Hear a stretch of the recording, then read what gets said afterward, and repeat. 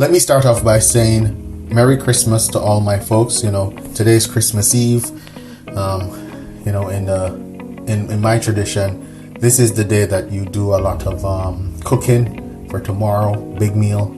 So yeah, just taking a few minutes out of the day to chat over on what I'm thinking on this divestment movement, in the sense that, as I said, I think it's positive for Black women to look for, open their options, and if some want to be exclusive to non-Black men, that's okay. I mean that's I wouldn't do it, because I would do it privately, not publicly, because if I state that, then I put myself in a corner. But do what you need to do.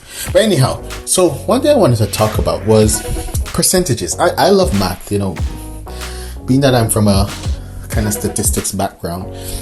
One of the big statistics that stands out, and something we need to talk about a bit, is the fact that 12% of Black women are married out. That was the last Pew Research poll, the May 2017 poll. Now, all those 12% who are married out are not all married to white men. When you do the backward calculation and you look at it, right, what's happening is that 50% of Black women are married. 12% of that 50% are married out to white men. Now, to non-Black men. So that means 6% of Black women are married out. And then not all of them are married to white men. So when you look at from the white men's side of it, about 1% of white men are married to Black women. So Black women are about 5 times the population of white men. One-fifth the population of white men. So therefore, if you look at it and you do the math, what that's saying is 1% of white men are married to Black women, and approximately 5% of Black women are married to white men. Now that means that 1 in 20 of Black women are actually married to a white man. And that's important, because here's what we need to look at. If it's a 1 in 20 chance, then this divestment movement has a bit of a ceiling that it has to break through if it's supposed to be successful. Because how elastic is that ceiling? How rigid is that ceiling? And it's something that we need to think on, because when you look at what white men are saying they want, and I think a lot of people need to look at what they say they want, because let's be honest, the red pill movement was not started by Black men. It was started by white men who were looking at the society and saying, the rules do not serve us, and the changing of the rules are actually making things worse. And so from that red pill movement, they have developed certain type of requirements, and a lot of it is getting a traditional wife without tattoos. Some of them are extreme. They want a virgin wife and all of that stuff. So, and I'm not saying all men are in that red pill movement. They're regular guys who are just looking for a good woman. And it's my belief, and as a Black man, it's my belief that a beautiful woman, Black, white, Asian, they can get a comparable man in a different race. I think that if a Black woman can look in the mirror and honestly say, hey, I'm beautiful, I think that you can date out. I think that's there. But if you're truly not that beautiful, or you're a bit overweight, there's work that needs to be done. And you can't overlook that. When you start to overlook that, you're doing yourself a disservice by overlooking that factor. So my big thing that I'm trying to say in my own work, and I'm from the sidelines and I'm cheering guys on, because I see that 10% of Black women cannot find a comparable mate in the Black community. So divestment is needed. But once you start to get into those, talking about nignogs and all sorts of negative things about Black men, that's not good. That sounds bitter.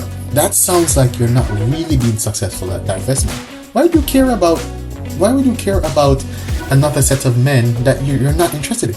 I'm interested in Black women. I'm married to a half Black woman, so I'm very interested in Black women. So I'm here because I love Black women. But I can talk about Black women comfortably because that's who I married. She's half Black. Yeah. Now you who are divested, why would you talk about Black men? Because you have no interest in them. So why the nignog and all of that stuff? No need for it. I think it's think it's healthy to make peace with whatever trauma happened with black men and move on. And I see a lot of content creators are now highlighting the fact that a cheerleader was proposed to by a white man, and I haven't taken a good look at it. I suppose the lady, the cheerleader, is beautiful, and that's good, and that's a good example of hold on, a beautiful black woman, she'll be desired by any type of man, right? So those are positive messages, and a lot of black men are on the side cheering you guys and hoping that you guys will get where you need to go. But to just like, I would advise to work out that trauma, because the more times that you hear the terms nignog and dusty and all manner of disgusting things that I hear some people say, that's not good and that's not healthy. I mean, saying it's against other men who are educated and they have some level of substance and resources, it bounces off of them, because you feel sorry for the person who's actually saying it, because why would they dwell in something like that? Now, I do understand if your interest is black men, I do understand why you will be angry, because I want to see black men improve themselves, and a lot of content creators do go at black men, and it's a little jarring and that, but I understand why, because we need black men, a lot of black men, to improve themselves. There's no doubt about it. They need to improve themselves. They need to get out of this hood mentality. They need to work out their trauma, and they need to level up and improve themselves. So that's what I expect. What you guys call fence sitters or mammies, that's the message I'm expecting from them. Black men improve yourself. All of this stuff about, three trash bag bandit, all that. I understand that, because you're saying to them, hey, you got to improve yourself. But if you're a divestor, you should be talking about Brad and G and Sanjay and all of that, because that's your focus. But if your focus is still on Tyrone and Jamal, are you really divesting? That's my question.